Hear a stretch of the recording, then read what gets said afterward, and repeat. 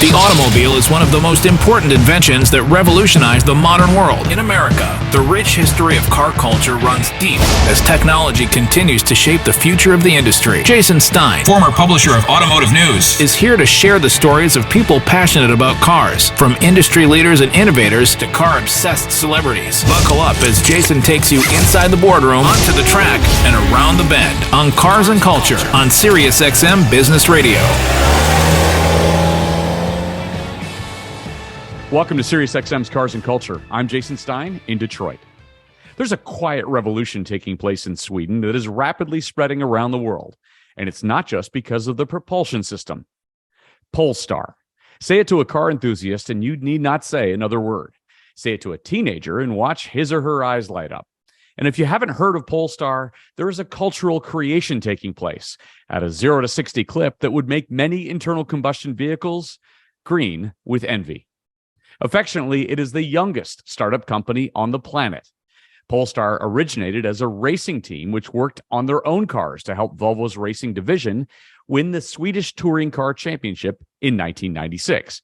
And after finding success as a racing team and bringing home plenty of wins for themselves at Volvo, Polestar decided to go public with their first real release of their S60 model in 2013. 2014 followed with the release of the Volvo S60 and V60 Polestar.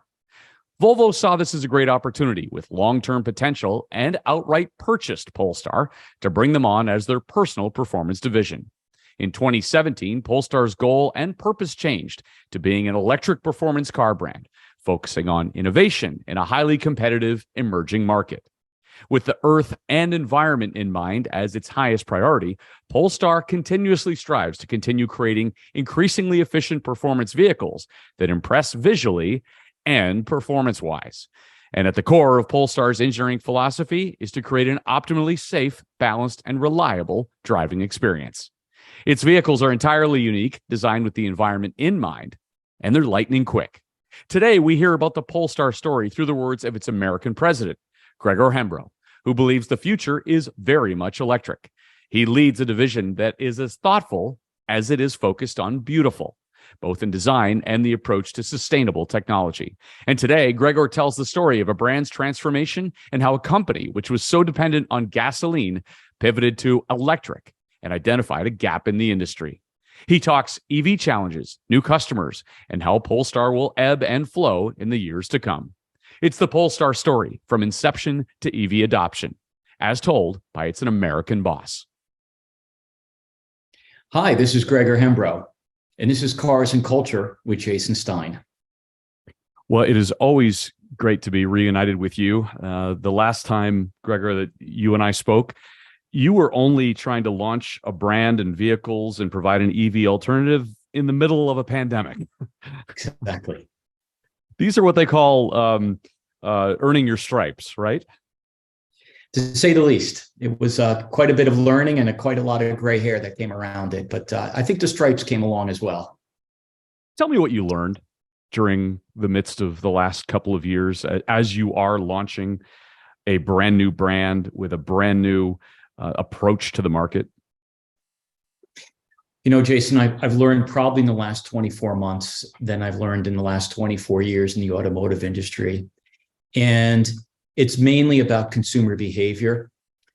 When you take a look at technology of cars and how they've evolved, those are all things that you could sort of understand where they were going and how the evolution was going to transcend.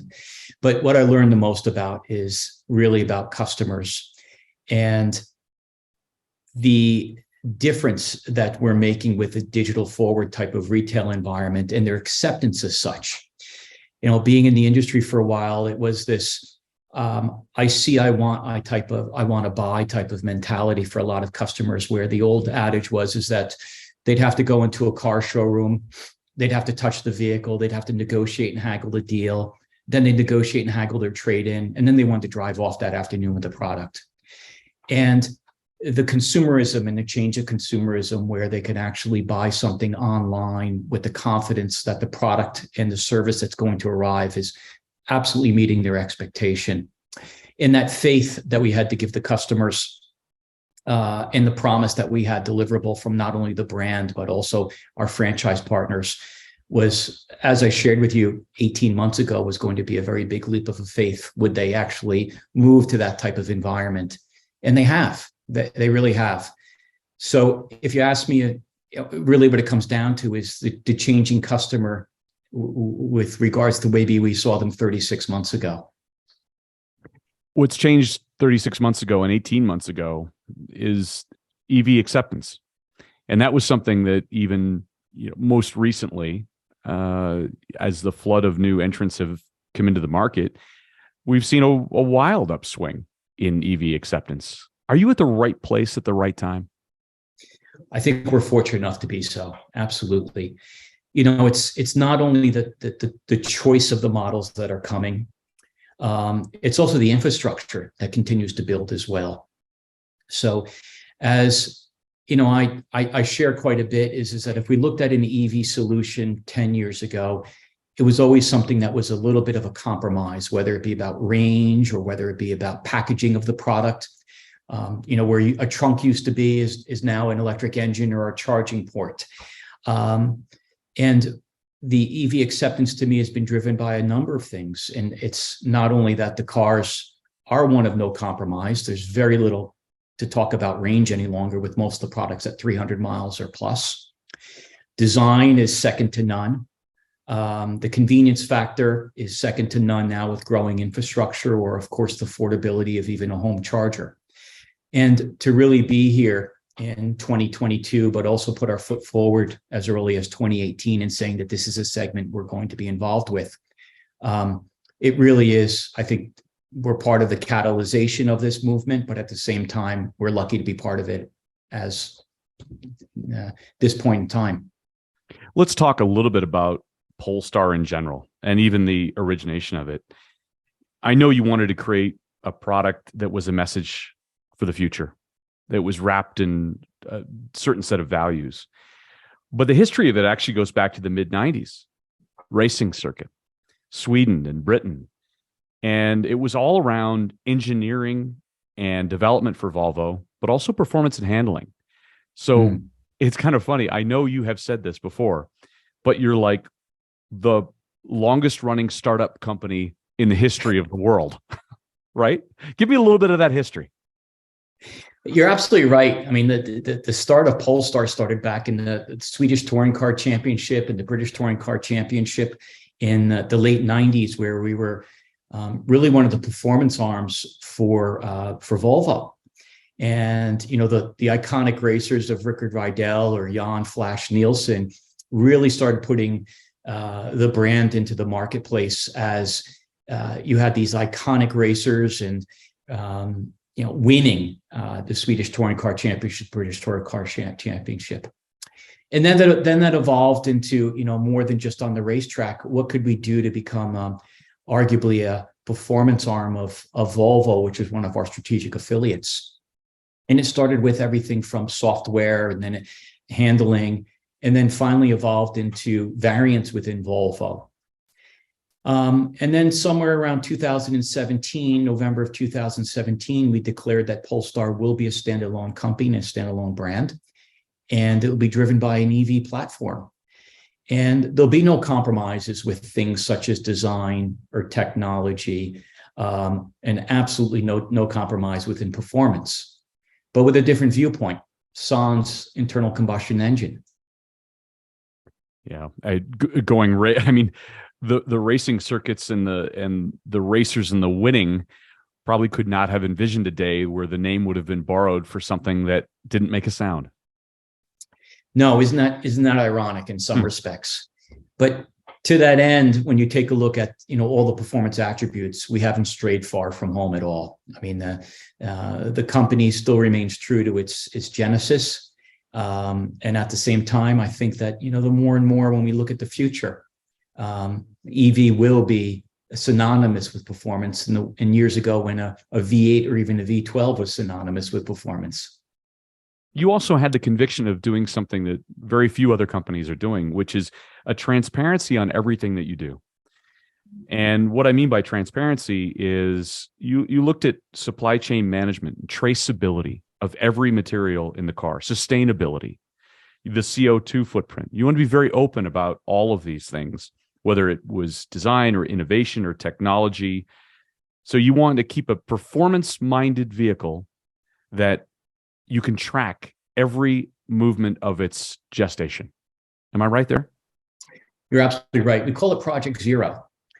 Zero standing for zero CO2 coming from the whole industrial process, distribution process, and then obviously out of the product itself. And our moonshot, because this is not anything but heavy lifting, but we have full organization with our team back in Sweden that's really making this much more than a moonshot, but a reality by 2030. And that is obviously one of the endeavors that is right up there with design, technology, performance, is sustainability within the Polestar values. And it's not about buying carbon offsets, or it's not about just stating that we're going to use recycled this and recycled that. Recyclability is certainly part of how do we get to Project Zero, but it's actually going forward and farther than anybody else done before. Jason, even to the point of actually making a declaration every single year of what our footprint is in the production of our Polestar 2. And this is something that, to the best of my knowledge, we're the only automotive manufacturer that actually has that declaration and is publicly available. So listeners can go onto our website and read everything about what it takes to put a Polestar 2 together and the CO2 it emits to do such a thing, and continue on our journey. And I challenge ourselves and have our listeners listen that every single year we should be bringing down that threshold. Bringing down the threshold on those sorts of metrics and bringing up the threshold as it relates to performance and design and beauty. And I was in Pebble Beach in California in August. I mean, you have to tell the listeners exactly what you unveiled there, because it was, in a word, jaw-dropping. Yeah, we're very proud. It's interesting, since the last time we met, we've not only launched the Polestar 3, which maybe we can come back to in a minute. We've talked about the Polestar Precept, which is our luxury, fully performance EV sedan, which we now call Polestar 5. It's the one that I told my customers that we moved it from a concept car to a promise car. We've decided that car will be Polestar 5. But what we shared with you is the Polestar 6, and that's our full electric EV roadster, retractable hardtop, second to none with regards to performance. I mean, right now our endeavor is to come in 0 to 60 below 3 seconds with a range above 300 miles, standalone platform for Polestar. And, all the things that I talked about earlier on in our conversation about EV vehicles and compromises maybe about 12 years ago, this is a car that truly defines that there's going to be a blurred vision between design and internal combustion engines. This really is an incredible messenger from a performance perspective, a packaging perspective, and certainly design. Let's talk about a few of those other ones that you just mentioned. The Polestar 3, what impact has the 3 had on your business? It's very clear that the SUV segment, and your listeners will obviously know this, the SUV segment is the largest in the United States. So it truly opens us up to a segment that has a lot of people leaning in to understand where this could fit within their lifestyle. So the Polestar 3 in a very elevator pitch is a full-size SUV, 5-passenger, that we will launch in 2023. It'll be a luxury performance SUV, starting at about $83,000, just under $84,000, 300 miles of range, 4.6 seconds, 0 to 60. And again, really, really encourage everybody to go take a look at it. And you'll see a car that has a design second to none, going back to everything that we've talked about before. So the interest that we've already gleaned from a customer base, where they can go online and configure the vehicle and order the vehicle already, has been very rewarding. And, it's a car that we're looking forward to go back to understanding what the customers in the US really covet, to understand how this really evolves the Polestar brand. And lastly, What we're very proud to announce is that we'll also be manufacturing it in Charleston, South Carolina. Instead of China. So, exactly. So in 2024, we'll be opening up the assembly line in South Carolina. So very early on in the life cycle of the Polestar 3, the cars will be hailing from Charleston. Incredible. Investing in America, looking for American buyers with an SUV that can go right up against a Porsche Cayenne. Well, you took the words out of my mouth. I mean, we're going to build where we sell, and there's no question about it that the Cayenne is certainly one of my bullseye. A great product and a great one to benchmark, but at the same time, there's some competition afoot. You talk about the elevator pitch in general for that vehicle. What's the Polestar elevator pitch from a broad perspective? And I asked the question to say, do you have Volvo's electric AMG here? No, I think what you'll see is the elevator pitch is a Swedish car company with an avant-garde design. Customers that value design, technology, innovation, from, I'd say, a psychographic point of view. Demographically, obviously a little bit higher than a Volvo customer. And, being a strategic affiliate with Volvo and being partners in many respects, we're seeing very little crossover of customer base. It was something that we pay a very close amount of attention to, is to say, are people conquesting into Polestar versus Volvo? And it's not that at all. It's actually, we're starting to see a lot of people coming in from BMWs and Audis, Mercedes-Benzes. What's other interesting is a lot of people lean into me, Jason, said, well, you must be taking a lot of people from Tesla. And the answer is no, not really. I mean, but that was never our goal, was to win a customer base out of another EV brand. For us, it's to actually foster the EV segmentation. For me, the win is to bring people out of internal combustion engines into the EV segment. So while, of course, we get cross-shopping against Tesla, the majority of our people are coming from internal combustion engines. And well enough for me, it's outside of the Volvo brand. Are you building a culture, Gregor? I think so. I've had the good fortune of really attending these.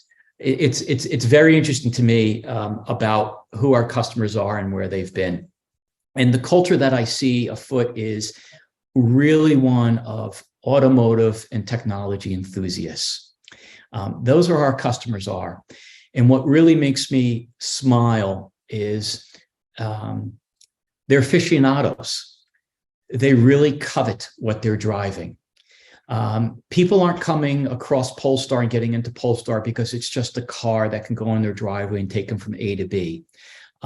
It's not an appliance to them. It's really the start of a love affair with the brand. And for me, that's so important, because not only is our brand resonating with them, it's sustaining with them, but they're also cascading that love to other like people. And it's really, for me, encouraging to hear about how many people have come to me and said, my colleague who I value his opinion recommended I buy this instead of that. Or I ran into a customer at here or here and here. I started talking about it, and his enthusiasm and his love of what you have to offer has been so genuine and authentic. I had to go and look at the brand myself and really try out the product as well. Those are things that you set out to do. And it takes 12 to 18 months to really take witness of that. And, I had a really interesting time when we launched the Polestar 3. We had a launch event in Copenhagen. So we brought some journalists. We brought our partners, our retail partners, our space partners.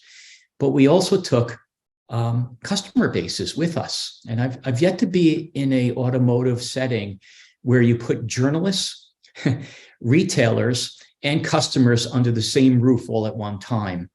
And I think that one sentence really shows who Polestar is that, the transparency we talk about, not only in price, when the customer transact online, it's the price they get to, the transparency in the product. We talked about that with the CO2 and the sustainability, but now also about what we say to our journalists is what we say to our retail partners, is what we say to our customers.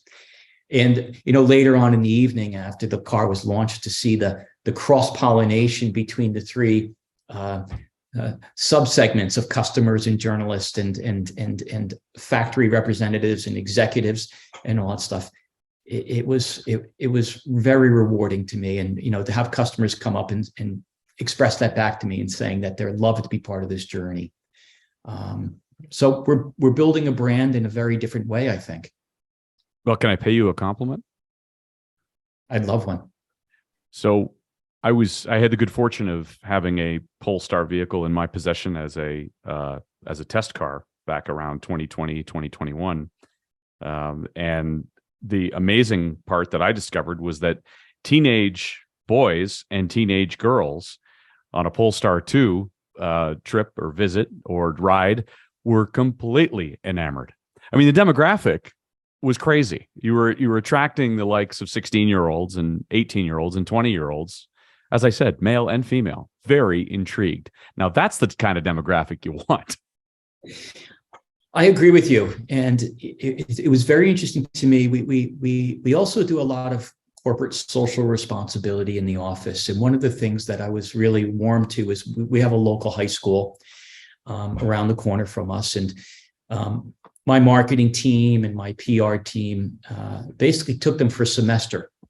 And it was a business to learning type of experience where the students come in and they learn a little bit about the company and they learn a little bit about some of the business equations, and we give them an assignment to do. But going around the room and ask them at the end of this what they're most intrigued about Polestar, 16 to 17-year-olds weren't talking about acceleration. They weren't talking about cool wheels. They weren't talking about maybe a cool stereo system, all the things probably you and I grew up with. They were talking about sustainability and environmental awareness. And I think that this is also interesting about when I look at who our future customer base is. It really, again, rewards me to say that we are focusing on the right thing and we're doing the right thing. Well, let's talk about what you grew up with.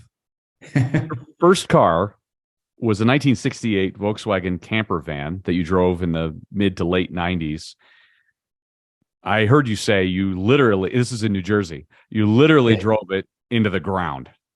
But you came from a rich automotive history. And I mean, automotive in the sense that, of course, a passion for vehicles, but also engineers. Your grandfather was an airline pilot and an engineer. Your dad loved cars. And so you got taken to school in Jaguars, right? Yeah, it's I was very fortunate. It's whether this is nature versus nurture. Dad had a 57 XK, I guess it was 140 at that time. And he loved it so much, he bought a matching one for mom, albeit she had a different color and maybe a XK 150. But that was the daily commuter to school back in the 80s as well. And from there on in, it just never left me. Not only the allure of the automobile, but also one with a performance element to it as well. So, if you were to lift my garage door today, you'd find an E-Type and you'd find a vintage 73 911 and you'd find a Land Rover Defender. Wow. And those are all things that will never leave my portfolio. They've been with me for a long time. And I do get questioned to Greg, how can you drive a diesel Land Rover and a 73 911 and a 66 E-Type and talk about electric vehicles at the same time? And I'm a firm believer that, we should never forget the past, but we have an opportunity to shape the future. So it's pretty cool. Absolutely. And those are cool vehicles that are in your garage. Let's talk about your journey a little bit. You grew up through the Volvo ranks, right? And at what point did you have this tipping point, if you will, of saying, I have an enormous chance to start something new and a completely new business plan with a whole set of values and actually personal values, you've said, that are aligned with company values? For sure. I had the good fortune about 2017, I was one of the vice presidents at Volvo, which is a fantastic company to grow up into. The amount of opportunities that I had within that organization and places I had a chance to work in different disciplines, just a love affair, Jason. However, there was obviously trends that you could start to see emerging, whether it be the EV segmentation or whether it be a different way to engage our customers through customer relationship management and a digital forward type of business model. And, when the Polestar brand was really curated, and I say that word very clearly, it was going to be a car company for the next millennium, I would say, not only from a propulsion system, but the way that we do business. And it was right then and there that I said, I want to be part of this journey. Absolutely. And not only did I become part of the journey, I had the good fortune to lead the journey from the North American point of view. So for just under 5 years now that I've been part of this beautiful company, and I saw it grow from a organization of 2 sitting on a couch in a building to will be probably just about under 200 employees as we end this year as well. So it's really been a nice ascension. From 2 to 200. Wow. You still remember those conversations from the couch? What were your biggest concerns at that point? I guess getting the thing off the ground. It was the biggest. I had no doubt in my mind that the engineering team and the brand team were going to develop a product that was a force to reckon with. Not a question in my mind. The knowledge and the know-how were there. Interestingly enough, was this, I don't mean to take it away from anybody, but the Stone Age to Star Wars approach within regards to retailing and customer acceptance. And just to go back to where we started this with, is that, will a customer buy a car almost from, learning about the vehicle, configuring it, to already having it delivered to their driveway without stepping foot into a Polestar space or actually having a physical interaction with a salesperson, so to speak, looking at it in traditional terms. And that was one of the things that when I sat down with our retailer partners and said, would you like to be part of the Polestar journey? And we're going to develop a business model where we're not looking for you to develop an 18-acre car dealership or have 300 vehicles in stock. We're looking for you to have a very asset-light model where we're going to have a small boutique and I will carry inventory, and a customer can build a car online. They can transact online, and I'm asking you to deliver the car to their driveway if they wish, or have a pickup and delivery type of service for servicing. That was really the thing that I would say is, for the first early days, and so we started rolling up our sleeves and having good dialogues. Was the North American customer ready for this? And was my retail partners ready for this? And if I look back now and reflect, it was absolutely. How have companies like Carvana, maybe companies that are more consumer facing, that some listeners would know, either Carvana or Tesla, how have they changed the approach to buying a car? And how do you slot into that similar type of thinking? They were the pioneers. I really have to say, if you go back and you take a look at Tesla and you look at Carvana, even going back to looking at CarMax, I really think that this frictionless type of customer interaction, and then when you take a look outside the automotive industry, Jason, I mean, I don't think there's probably a listener out here that doesn't use Amazon today. They really are the pioneers in e-retailing. How do we slot into it is a great question. And I don't know if we slot into it other than running a parallel type of relationship. When I started, I said that, this car purchasing process should be as easy as clicking a button on Amazon. And, I'd be foolish not to recognize that we're buying a car for a far greater price than you'd be buying, shampoo off of Amazon. But doesn't mean the process has to be different. We should be able to, again, cascade those beliefs into a far better consumer product, such as a Polestar as well. And that's really been the narrative all along is, the likes of Tesla, and you can see very similar actions out of Rivian and Lucid and of course, Polestar. I really think that that's where this is going to be going in the future. We started off by talking about a pandemic. I really think that during the pandemic, a lot of the customers really started taking a chance in this type of buying. because they had no other choice. And they were quite pleased with what they had to come across. Is that there is a large amount of faith in having your car picked up and brought to a service department, or having it loaded on a flatbed, or even more so on some of the things we're working on as a mobile service repair. And likewise, there's a comfort in knowing that you're dealing with a reputable company and you're dealing with a reputable franchise, and that you can buy a car online and have it delivered to your driveway, and realize that, basically your expectations are being met. One executive on this program said that the changes that you just alluded to would never have occurred, or would have taken so long to occur. I'm talking about consumer buying habits, had the pandemic not happened. That this was an opportunity to really reset for everybody, including build to order, which is a very European, or let's say non-American way of approaching car buying. It's not going down to your local dealership and picking out the vehicle you want and driving it home, but it's placing an order that may take 6 to 12 months, which of course most listeners would know is pretty much the norm these days. Is that true? Do you subscribe to the theory that the actions that have taken place since the pandemic or during the pandemic have really fueled a complete restart in how we think about buying vehicles? What I've witnessed over the last year is absolutely that the customers are willing to wait far greater than this, as I go back to, is I see, I want, I buy type of mentality. The ability for them to actually go and curate type of vehicle they want. Price is no longer discussion, because the transparency in what you build is what you pay right now with Polestar.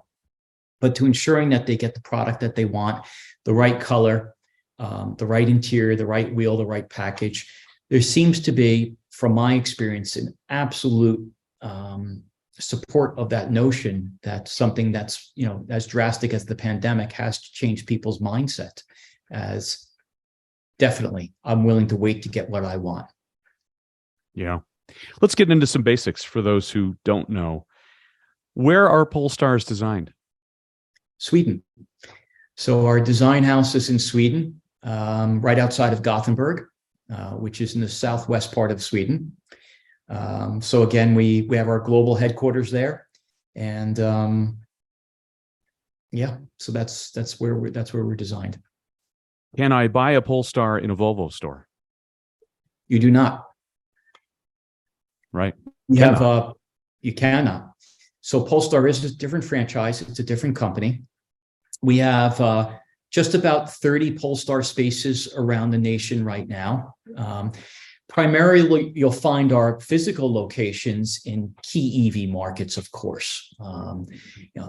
Southern California, we have a number of footprints there, Northern California. And then you take a look at other tier 1 cities such as, Miami, Florida, Washington, D.C., the tri-state market around New York, New Jersey, Connecticut, Boston. Detroit is relatively new to us. Columbus, Ohio is relatively new to us. Denver, Colorado. So all the places, obviously, Jason, it's been a journey to me, and you can't be everywhere at the first step. And, being again, I'll remind the listeners that we started a pandemic. So we were obviously curtailed in our journey at the beginning. But the one thing that I smile and say is that about 85% of the EV market is now covered by a Polestar space. We do a pickup and delivery within 150 miles of the customer's address. So I can tell you we've delivered a lot of vehicles into Nevada, and we've delivered a lot of vehicles, outside of the state of California, because our key footprints have been not only in EV-rich marketplaces, but also in the peripheral marketplaces as well. And as we end 2022, we move into 2023, we start to move into far greater tier 2 markets. We're coming to Nashville. We're in Houston now. We're moving into Atlanta, Georgia. So now the second wave of growing EV marketplaces is where we'll be in this point. So as the time the Polestar 3 launches, which is, as I said, a very important vehicle for you, we'll be at about 40 spaces where customers can go in and see the vehicle, test drive the vehicle. But with that being said, again, in a little departure from traditional retailing, We are a digital first company, so you can buy the vehicle online and have it delivered to your house. I've said that already. But the other interesting thing is we have this at-home test drive. And I'm not certain that I've come across another automotive manufacturer that actually has a place that you can go on a website, put your postcode in, understand if test drives are available for the car, and we actually bring it to your house to test drive it.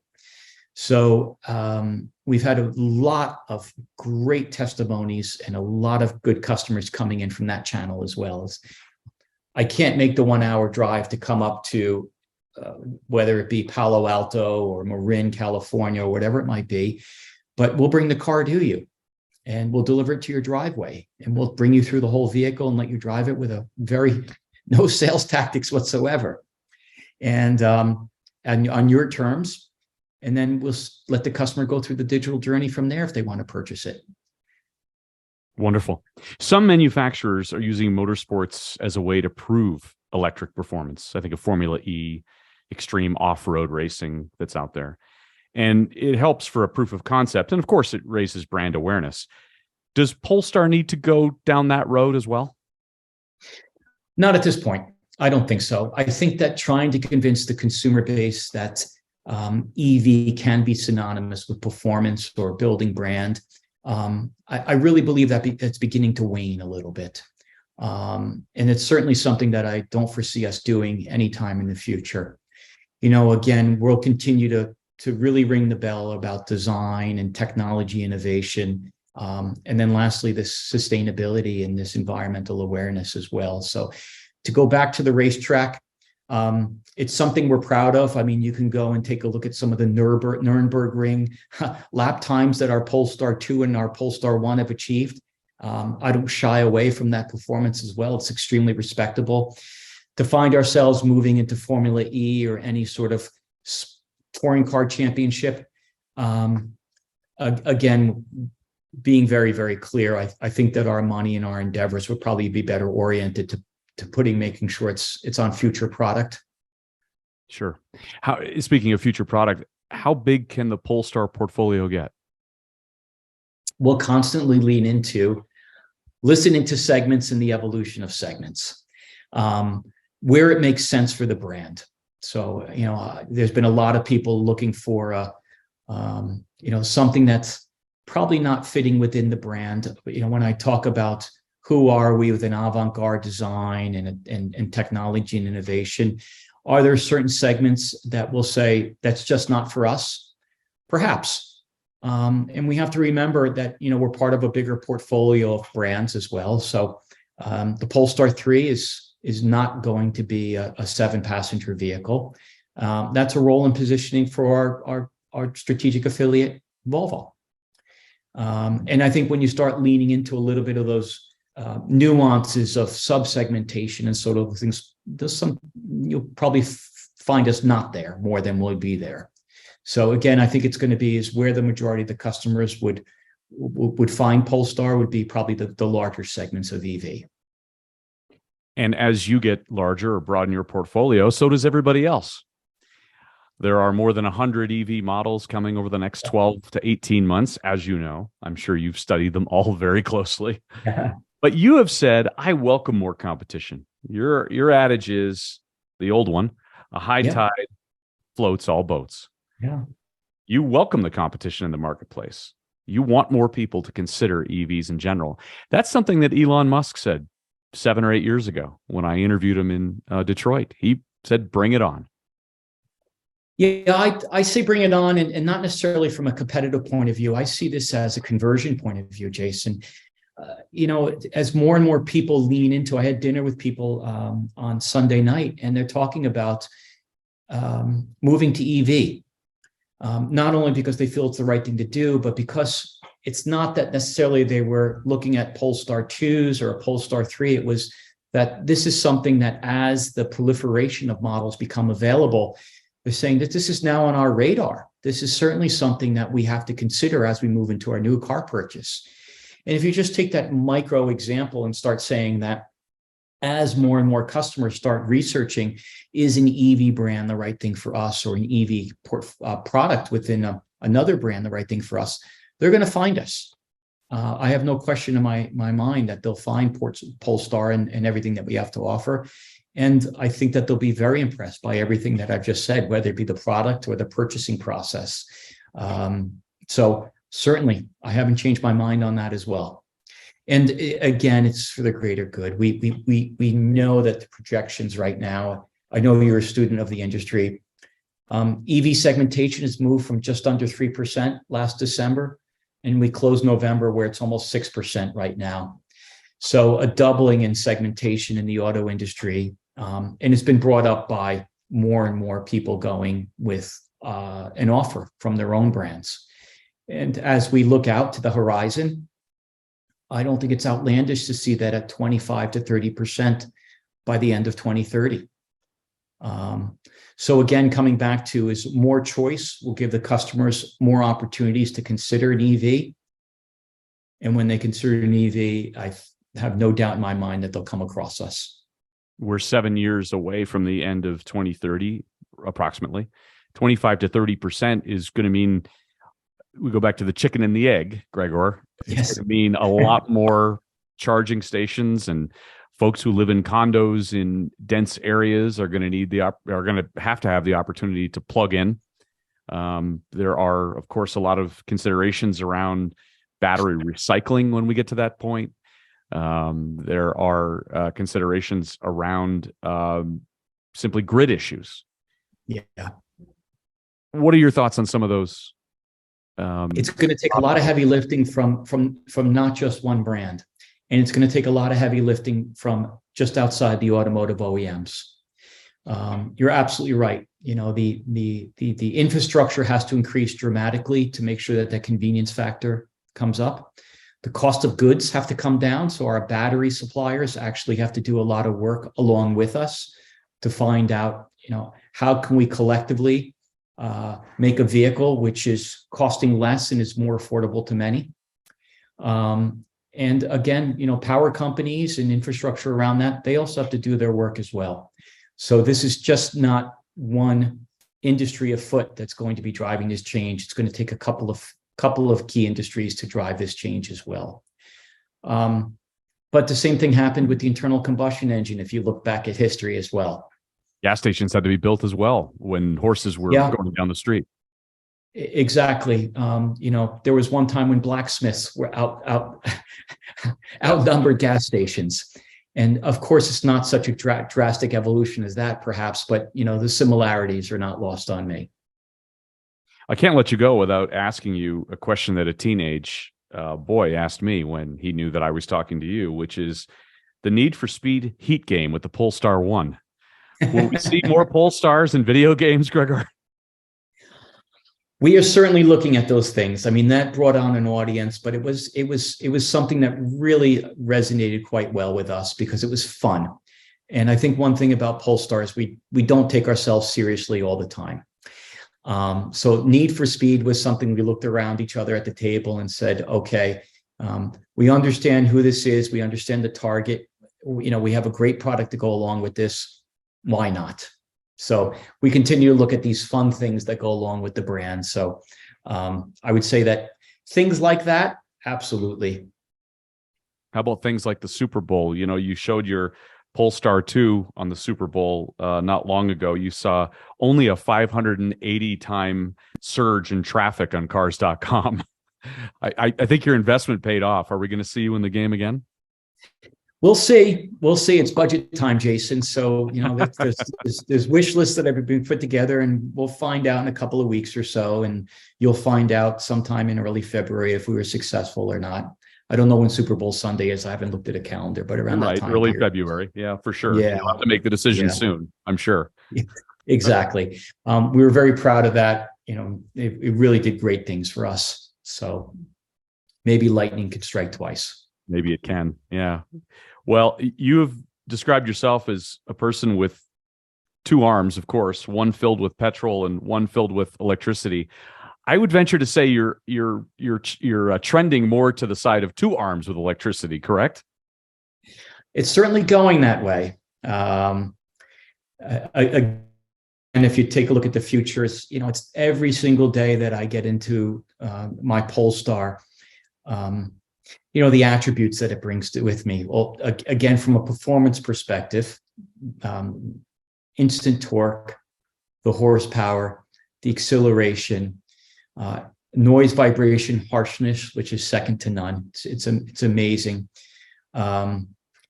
And this endeavor that as we move forward with the product portfolio and we continue to up our